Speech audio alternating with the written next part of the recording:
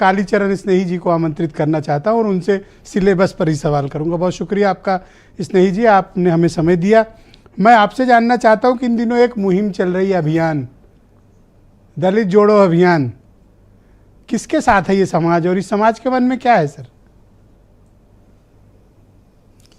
आपको मिश्र जी मैं बहुत धन्यवाद देता हूं कि आप लगातार सामयिक विषयों पर ध्यान आकर्षित करते हैं और दलित वर्ग पर तथा हाशिए के समाज पर आप प्रमुखता से तवज्जो देते हैं, ये बहुत बड़ी बात है।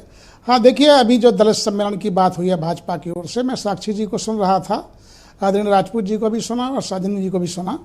देखिए दरअसल बात यह है कि ये जो दलित सम्मेलन करा रहे हैं और जा रहे हैं उनमें अच्छी बात है, वोटरों को रिझाने का हर एक दल को अपना अधिकार है और स्वाभाविक रूप में जिनको कुछ नहीं मिला है उनके घर जाकर के उनके मन को भी टटोलने का हक हर दल को है। लेकिन आज दलित बुद्धिजीवी भी पलट करके ये पूछने की तैयारी कर रहे हैं भाजपा से कि आप जो आए हैं हमारे क्षेत्र में, हमारे बीच में जो आपका आना हुआ है, तो बताइए आप हमारे लिए किस रूप में हैं? जनगणना पर आप, जाति जनगणना पर आप तैयार नहीं हैं। आप जो है आउटसोर्सिंग में जो है हम लोगों को रिजर्वेशन देने के लिए तैयार नहीं हैं। विशेष भर्ती अभियान चलाने की तो छोड़िए, नियुक्तियां ही उस तरह से नहीं हो रही हैं कि जिसमें दलितों को लाभ मिले। निजीकरण आपका मुद्दा बना हुआ है। निजीकरण का मतलब ये है कि दलितों को हाशिए पे रखना, जैसे कि वो रहे हैं। ये सब मुद्दे हैं। अभी आदरणीय राजपूत जी ने ठीक कहा कि विश्वविद्यालय में जो नियुक्तियाँ हो रही हैं, अब देखिए उत्तर प्रदेश में महामहिम के पद पर एक महिला हमारी जो है सम्मानित पद पर हैं, तो कम से कम इतना हुआ कि कम से कम 4-5 महिलाओं को उत्तर प्रदेश में कुलपति बनने का अवसर मिला है।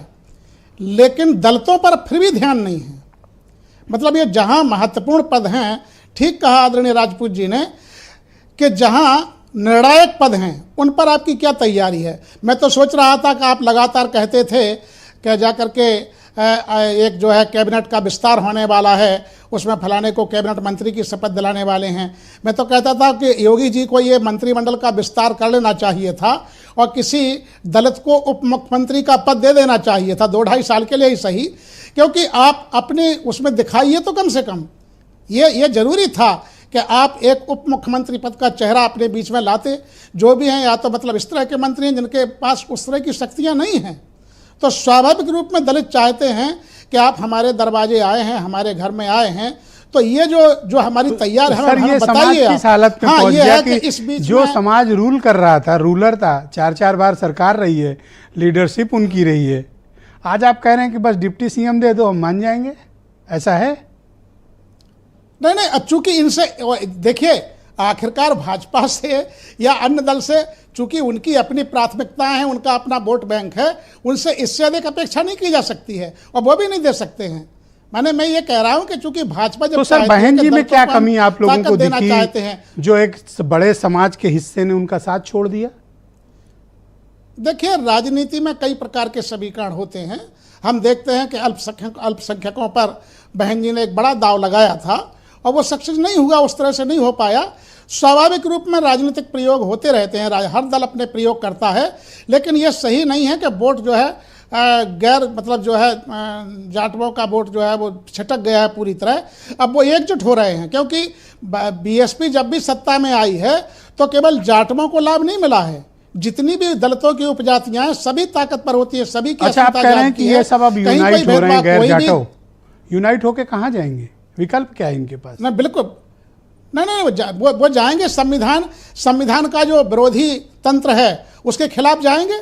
जो संविधान को लगातार जो है अलग करने की कोशिश कर रहा है और मनुवाद को स्थापित कर रहा है, उसके खिलाफ है और बहुत भयंकर आक्रोश है ये। इसका आप आगामी जो चुनाव विधानसभा के हो रहे हैं वहां देखने को मिलेगा। लोग कहते हैं कि ये स्कीम्स जो चल रही हैं, बेनिफिशियरी स्कीम्स, फ्री में जो अनाज दिया जा रहा है, इन सब का बड़ा इम्पैक्ट है। शौचालय दिए जा रहे हैं, पक्के घर दिए जा रहे हैं, इनका भी तो इम्पैक्ट होगा। क्या 3-4 बार जो मुख्यमंत्री, आप खुद ही कहते हैं कि 4 बार सत्ता संभाली है दलितों ने, तो ये आटे दाल की बात नहीं है, ये हिस्से ये खैरात के खाने वाले लोग नहीं हैं। दलितों को चाहिए स्वाभिमान, सम्मान, वो हाथ से कमा कर खाने वाले लोग हैं, उन्हें भीख में ये अनाज नहीं चाहिए। ये भिखमंगा बनाने की कोशिश की जा रही है, ये परावलंबी बनाने की जा रही है, गुलामों की कतार खड़ी की जा रही है। ये नहीं है। ये देश के लिए अमृत काल में बताइए कितनी बड़ी विडंबना है कि 80 करोड़ लोगों को सरकार खिला रही है। तो ये एक बड़ी, जहां सरकार डींगे हाँकती है कि हमने देश को बहुत आगे ला दिया है, पर पूरे दुनिया की बहुत बड़ी आबादी हमारे यहाँ 1 जून की रोटी के लिए जूझ रही है। ये कोई अच्छी बात नहीं है कि उनको जाकर के हम, पर ये एक राजनीतिक सच्चाई है कि दलित समाज के वोट का एक बड़ा हिस्सा बीजेपी को मिल रहा है सर। ये सच्चाई है, इस सच्चाई से कोई मुंह नहीं मोड़ सकता। नहीं बिल्कुल ठीक, नहीं ऐसा है, लेकिन अब सच्चाई बदलने वाली है, क्योंकि देख लिया था भाई हर दल जो प्रलोभन देता है, उस प्रलोभन में चूंकि दलित को तो झांसा दिया जाता रहा है, ओबीसी को भी झांसा दिया जाता रहा है। ओबीसी के नाम पर चुनाव लड़ा गया था विधानसभा का उसके पहले, और कहा गया था कि हम मुख्यमंत्री आपका बनाएंगे, और एन वक्त पे पलटी मार दी है। तो धोखा तो देते रहे हैं ये लोग। तो जो थैंक यू सर। डिबेट के दूसरे चरण में तो सबको आपके विचारों को सम्मेलन हुआ था, काफी चर्चा में है।